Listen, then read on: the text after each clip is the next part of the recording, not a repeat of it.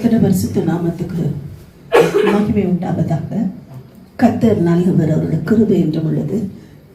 இந்த நாளிலும் நாம் வாசித்த இந்த 146ஆம் சங்கீதத்தில் நாம் பார்க்கிறோம், அநேக காரியங்கள் இதில் தியானித்திருக்கிறோம்.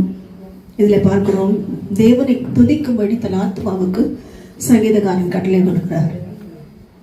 அது மாத்திரமல்ல, மனுஷருக்கு பயப்பட வேண்டாம், நம்பாதைகள் என்று சொல்லிக் கொடுக்கிறார். பிரபுக்களையும் ராணி இல்லாத மதபுத்திரனையும் என்ன செய்யாதீர்கள், நம்பாதைகள் என்று சொல்லிக் கொடுக்கிறார். யாக்கோபின் தேவனை துணையாக கொண்டிருக்கிற மனுஷர்கள் எப்படிப்பட்டவர்கள், எப்படிப்பட்ட பாக்கியவான்கள் இருக்கிறதை சொல்லிக் கொடுக்கிறார். ஏனென்றால் அவரை வானத்தையும் பூமியை படைத்ததினாலே அவரை நம்பி இருக்கிறவர்கள் ஒருவேளை ஒடுக்கப்பட்டிருந்தால் விடுதலையாக்குகிறார். மடங்கடிக்கப்பட்டவர்களுக்கு நன்மைகளை கொடுக்கிறார். இதில் அழகா எழுதியிருக்கிறார், பசியா இருக்கிறவர்களுக்கு ஆகாரம் கொடுக்கிறார். கண் இல்லாதவர்களுக்கு அவர்களுக்கு என்ன செய்கிறார், நியாயம் செய்கிறார். அவருக்கு தேவையான காரியங்கள், அவர் கண்களை திறந்து அவர்களுக்கு வேண்டிய எல்லா நியாயத்தையும் அவர் செய்கிறார். கர்த்தருடைய பரிசுத்த நாமத்துக்கு ஸ்தோத்திரம். மடங்கடிக்கப்பட்டவர்களை கர்த்தர் தூக்குகிறார். இப்படி இந்த சங்கீதத்துல அநேக விஷயங்களை எழுதி 10ஆம் வசனத்துல வாசிக்கிறோம். அதை மாத்திரம்தான் இன்னைக்கு தியானிக்க போகிறோம். கர்த்தர் சதா காலங்களிலும் என்ன செய்கிறார், அரசாளுகிறார். அரசாளுகிறார். சீயோனே உன் தேவன் தலைமுறை தலைமுறையாகவும் ராஜரீகம் பண்ணுகிறார். ஒன்று அரசாளுகிறார், இன்னொன்னு ராஜரீகம் பண்ணு. அரசாடுறதுனா என்ன, ராஜரீகம் பண்றதுனா என்ன அப்படின்னு பார்த்தோம்னா, ஆங்கிலத்திலே he rules the earth அப்படின்னு எழுதியிருக்கு. ரூல் பண்றதுன்னு அர்த்தம். இன்னொன்னு என்ன அர்த்தம், ரெயின்ஸ் அர்த்தம். ராஜரீகம் பண்ணுகிறதுனா ரெயின்ஸ் அப்படின்னு அர்த்தம். இப்ப இந்த ரெயின்ஸ் அப்படின்ற வேர்டுக்கு அர்த்தம் என்னன்னா ராஜரீகம். இப்ப ரெண்டுக்கு என்ன வித்தியாசம், ரூல் பண்றது வேற, ராஜரீகம் பண்றது வேற. உலகம் முழுசையும் அவர் தான் ரூல் பண்றாரு, தேவன் தான் ரூல் பண்றாரு. ஒரு நாட்டுக்கு ஒரு பிரைம் மினிஸ்டரோ சீஃப் மினிஸ்டரோ அந்த மாநிலத்துக்கு இருக்கும்போது அவங்க தான் ரூல் பண்ணுவாங்க. அவங்க தான் என்ன செய்வாங்க, அந்த காரியம் இப்படி இருக்கணும் அப்படி இருக்கணும் ரூல்ஸ் எல்லாம் போடுவாங்க. அவங்க தான் ரூல் அவுட் பண்ணுவாங்க எல்லாத்தையும். நாங்கள் பாண்டிச்சேரி போயிருந்தோம். இங்கே இருக்க மாதிரி தான் அங்கேயும் ரூல் இருக்கு. இங்கே இருக்கிறத விட மோசமாக இருக்கு. ஜனங்க பார்த்தா அப்பா இங்கே நம்ம எவ்வளோ பரவாயில்லன்னு நினச்சிக்கலாம். நார்த் இந்தியா போனால் தான் நாங்கள் ஜனங்க ரொம்ப விகரஸாக இருப்பாங்கன்னு நினச்சோம். அங்கேயும் அப்படிதான் இருக்காங்க. கர்த்தருடைய பரிசு விகரஸாக இருக்காங்க. நம்ம ஜனங்க ஒன்றுனா எல்லாம் ஒருத்தருக்கு ஓடி வந்து உதவி செய்கிற ஆட்கள். அங்கே அப்படியெல்லாம் இல்லை. எல்லாம் எடுத்தால் சண்டைக்கு ரெடியாக இருப்பாங்க போல. அப்படி இருக்கிறாங்க எல்லாத்தையும். அப்படிப்பட்ட கூட்டம். அப்போ ரூல்ஸ், அவங்க என்ன, அவங்களுக்கு ஒரு ரூல் இருக்கு. அந்த போலீஸ்காரி திட்டுறதை கேட்டால் அந்த பஸ் டிரைவர் வந்து இறங்கி அடிச்சிடும். அவ்வளோ பயங்கரமாக பேசுகிறாங்க. இப்படி ஒருத்தருக்கு ஒருத்தர் ரெடியாக இருக்காங்க, அவங்க ஒருத்தர் தாக்கிக்கொள்ள. அப்போ இப்படிப்பட்ட ரூல் எங்கே இருக்கு, அந்த இடத்துல இருக்குது. இப்போ தமிழ்நாட்டில் அப்படி இல்லை. என்ன நன்மை செஞ்சாலும் என்ன நன்மை கிடைச்சாலும் நமக்கு எல்லாம் பேசிடுவாங்க. ஒருத்தர் பேசிக்குவாங்க, அப்புறம் கொஞ்ச நேரம் கழிச்சு திரும்ப மாறிடுவாங்க. இங்கே இருக்க ரூல் இது. ஏன்னா இங்கே இருக்கவங்களாம் கொஞ்சம் அவங்க எல்லாத்தையும் விட சாந்த குணம் உள்ளவர்கள் என்று நினைக்கிறேன். அதனால தான் தமிழ்நாட்டில் அந்த அளவுக்கு போராட்டம் வரல. வர மழையோ காத்தோ நம்மை அழிக்காமல் தேவன் பாதுகாத்து வருகிறார். கர்த்தருடைய பரிசுத்த நாமத்துக்கு ஸ்தோத்திரம். இன்னும் ஜனங்களுக்குள்ளே, அதாவது தேவனை ஏற்றுக்கொண்டவர்கள் சொல்ல, ஏற்றுக்கொள்ளாதவங்களும் தாழ்மையாய் சாந்தமாய் அன்பாய் இருக்கிறதுனால தான் இன்றைக்கும் தமிழ்நாடு ஆசீர்வதிக்கப்பட்டிருக்கிறது. எல்லா இடத்துலையும் எப்படி பஞ்சம் இருந்தாலும் தமிழ்நாட்டுக்கு மாத்திரம் தொழில்துறையில் அதிக முன்னேற்றம். தமிழ்நாடு மாத்திரம் பெரிய இடத்துல வந்து நிற்குது. காரணம் என்ன, அநேகருடைய ஜெபங்கள் மாத்திரம் அல்ல, ஜனங்களுக்குள்ள இன்னும் மனுஷீகம் இருக்கிறது என்கிறதுனாலே. கர்த்தருடைய பரிசுத்த நாமத்துக்கு ஸ்தோத்திரம். இப்படி அநேக காரியங்கள் அது ரூல் பண்றதுல இதான். அவங்க என்ன சொல்றாங்களோ அதை செய்யணும். அங்க இருக்க சீஃப் மினிஸ்டர் என்ன சொல்றாரோ அந்த மாநிலம் அதை தான் செய்யணும்.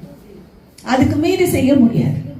அந்த நாட்டுடைய பிரைம் மினிஸ்டர் என்ன சொல்றாரோ அதைத்தான் கேட்கணும். அவங்க அதை மீறி செய்ய முடியாது. இதான் ரூல் பண்றாரு. அப்ப உலகம் முழுவதையும் தேவன் ரூல் பண்றார். தேவன் என்ன செய்கிறார், எல்லா ஜனங்களையும் எல்லா மனிதர்களையும் ஆளுகை செய்கிறார். ஆனா எல்லாரையும் ராஜரீகம் பண்ணுகிறது இல்லை. ராஜரீகம் பண்ணுகிறார்னா அந்த வார்த்தை அதனாலதான் தனியா வருது, சியோனே உன் தேவன் ராஜரீகம் பண்ணுகிறார். சியோனை மாத்திரம்தான் ராஜரீகம் பண்றார். எவ்வளவு விசேஷித்தவர்கள் நாங்கள். நம்ம ஒவ்வொருத்தரும் எப்படிப்பட்டவர்கள்? விசேஷித்தவர்கள். தேவ பிள்ளைகளா இருக்கிற நாம எல்லாம் தேவன் ராஜரீகம் பண்ணுகிறதுனால எல்லாம் விசேஷித்தவர்கள். அப்ப ராஜரீகம் பண்றதுக்கும் ரூல் பண்றதுக்கும் வித்தியாசம் தெரிஞ்சுக்கணும். என்ன தேவன் ராஜரீகம் பண்ணா நான் என்ன பண்ணணும்? தேவன் ஒரு மனுஷனை ராஜரீகம் பண்ணணும்னா என்ன பண்ணணும்? தேவனுக்கு பிரியமா இருக்கிறவர்களே தான் ராஜரீகம் பண்ணணும். தேவனுக்கு சித்தமானவர்களை செய்கிறவர்கள் தான் ராஜரீகம். இல்லைன்னா ராஜரீகம் பண்ண முடியாது. ராஜாவா இருக்கலாம், நமக்கு அந்த ராஜாவுக்குள்ளே இருந்தாதான் நமக்கு ராஜரீகம் கிடைக்கும். ராஜரீகமான ஆசாரிய கூட்டமாய் நம்மை அழைத்திருக்கிறார்.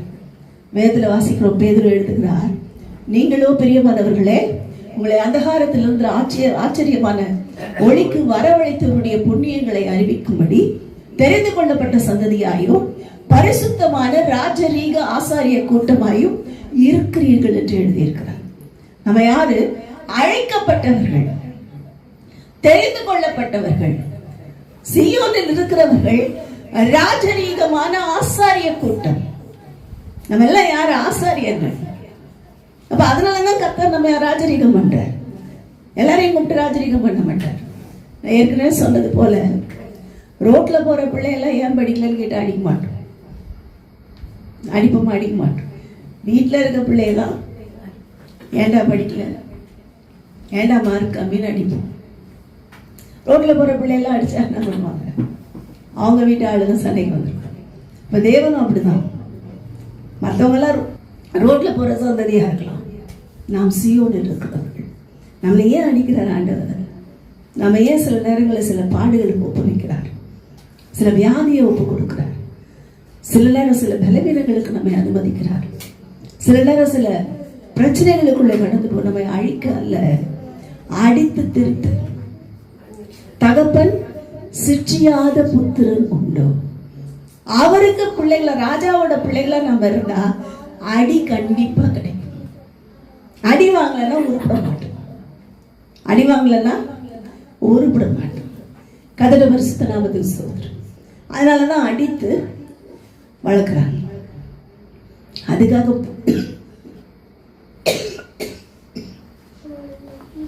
சிலர் என்ன பண்ணுவாங்க, பிள்ளைங்கள அந்த பிள்ளைங்கள தாங்க முடியாத அளவுக்கு அடிச்சிருவாங்க, சூடு வச்சிருவாங்க. பிள்ளைய கூப்பிட்டு நீ பேசுற ஒரு சூடு வச்சிருவாங்க. அது நடுங்கும் அந்த அம்மாவை அப்பாவைய பார்த்தா. இதெல்லாம் என்னது? இதெல்லாம் கொடுமை. அடிக்கலாம், பிள்ளை தொய்ந்து போகிற அளவுக்கு அடிக்க கூடாது. என்ன செய்யணும்? அடிக்கணும். ஆனா அதிகமா அடிச்சு பிரச்சனையை கொண்டு வந்துடக்கூடாது. நாமளே பிள்ளைகளுக்கு பிரச்சனையாம என்ன பண்ணாதுன்னா, அந்த பிள்ளைங்க நம்ம பார்த்து ரொம்ப அடிக்கிற பெற்றோருடைய வாழ்க்கையில நான் கேள்விப்பட்டதெல்லாம், ரொம்ப கரெக்டா வளர்க்குற, ஸ்ட்ரிக்டா வளர்க்குற, உட்காரணும் எந்திரிக்கணும். சாப்பிடணும்னா கூட 3 வயசு பிள்ளை 7 மணிக்கு சாப்பிடணும், 7 மணிக்கு சாப்பிடணும். எத்தனை வயசு? அதுக்கு என்ன தெரியும்? 3 வயசுக்கு எழுப்பி அதை ரெடி பண்ணி சாப்பிட 7 மணிக்கு சாப்பிடாது எப்படி சாப்பிடும்? 7 மணிக்கு அப்புறம் பசிச்சா கூட சாப்பிடக்கூடாது. திரும்ப 1 மணிக்கு. இன்னைக்கு இருக்க பேரண்ட்ஸ் சொல்ற கண்டிஷன்ஸ், திரும்ப 1 மணிக்கு தான் சாப்பிடணும். அது நடுவில் பசிக்குதுன்னு கேட்டால் கூட கொடுக்க மாட்டாங்க. இதெல்லாம் அல்லது தேவன் விரும்புகிற வளர்ப்பு அல்ல. தேவன் நம்மளை அப்படி வளர்க்க மாட்டார். நம்மளை எப்படி வளர்க்குறாரு? எல்லாத்துலேயும் நம்ம கூடவே இசைந்து, நம்முடைய மனதை புரிந்து, நம்முடைய சூழ்நிலைகளை புரிந்து, நம்முடைய சோர்வுகளை புரிந்து. நம்ம சோர்ந்து போகும்போது என்ன பண்ணுவார்? அடிச்சு கலாட்டம் பண்ண மாட்டார். அப்போ என்ன பண்ணுவார்? அப்படியே வந்து தடவை கொடுத்து, எந்திரிமா, நான் உன் கூட தான் இருக்கேன், நீ பயப்படாதே, நான் உன் கையை பிடிச்சு உன்னை தாங்குகிறேன், நம்மை ஊக்குவித்து நம்மை திரும்ப எழும்பி ஓட பண்ணுகிறார். கதட பரிசுத்த நாமத்துக்கு ஸ்தோத்திரம். அந்த ராஜரீகம் பண்ணுகிற அனுபவம் இதுதான். மற்றவங்களுக்கு அடி கிடைக்கும், அரவணைப்பு இருக்காது. நம்மளை அடிப்பாரு, ஆனா அரவணைத்து நம்மளை விட மாட்டார். சாத்தானை சபித்தார், சாத்தானுக்கு தண்டனையை நியமித்தார், ஆக்கினையை கொடுத்தார். ஆதாம் ஏவாளையோ தேவன் ஆக்கினை தீர்ப்பு கொடுக்கவில்லை. அவர்கள் என்ன செய்தார்? 2 அடி கொடுத்தார். அவ்வளவுதான். வெளியே போங்கன்றார், 2 அடி கொடுத்தார். அப்ப தேவ பிள்ளைகளுக்கு இருக்கிற ஒரு பெரிய மேன்மை, 2 அடி போடுவார். ஆனால் நம்ம ஒரு நாளும் விட மாட்டார். நம்ம ஒரு நாளும் கைவிட மாட்டார். நான் போகிற பாடுகளை சொல்வார், இதை பண்ணல, அதுதான் இது. நீ இப்படி பேசினல, அதனால வந்ததுதான். நீ இப்படி நினைச்சல, அதனால வந்த பாவம் தான் இந்த, அந்த பாவத்துக்கான தண்டனை என்று சொல்லி நம்மை சீர்படுத்தி செவைப்படுத்துகிற தேவன் அவர். அப்ப ராஜரீகம் பண்ணுகிற வாழ்க்கைக்கு இன்றைக்கு நாம் ஒப்பு கொடுக்க வேண்டும். வேதத்துல பார்க்கிறோம், கர்த்தர் ராஜரீகம் பண்ணுவேன் என்று சொன்ன சங்கீதத்தை வாசிங்கன்னா அது ரொம்ப வித்தியாசமா இருக்கு. 93ஆம் சங்கீதம் என்று நினைக்கிறதுல பார்த்தீங்கன்னா கர்த்தர் ராஜரீகம் பண்ணுறார். எப்படியெல்லாம் ராஜரீகம் பண்ணுவார். அவர் ராஜரீகம் பண்ணும்போது எப்படியெல்லாம் இயற்கையை அவர் நமக்கு சாதகமாக்கி கொடுக்கிறார், சூழ்நிலைகளை நமக்கு சாதகமாக்கி கொடுக்கிறார்.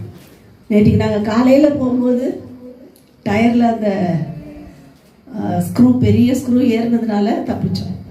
நடுராத்திரியில் 12 மணிக்கு மேலே போனால் ஒரு கடையில் ஒரு ஆள் கூட கிடையாது, யாரையும் ஒரு ஹெல்ப் கூட கேட்க முடியாது. அப்போ தேவன் என்ன நம்மளை அடிச்சா கூட, ஒரு போராட்டம் வந்தால் கூட, ஒரு சூழ்நிலைக்குள்ளே அனுமதித்தால் கூட அந்த இடத்துலையும் கிருபை கொடுத்து போங்க, நான் உங்க கூட இருக்க, பயப்படாதீங்க. உங்களுக்கு விரோதமாக கிரியை செய்கிற ஒரு பிசாசு. நீங்கள் பாண்டிச்சேரி போனால் அங்கே இருக்கிற ஆத்துமாக்களுக்காக ஜெபிப்பீர்கள். தெரியும், அவருக்கு தெரியும். அங்கே போனால் நாங்கள் சும்மா இருக்க மாட்டோம். கண்டிப்பாக மனசுக்குள்ளேயா ஜெபம்.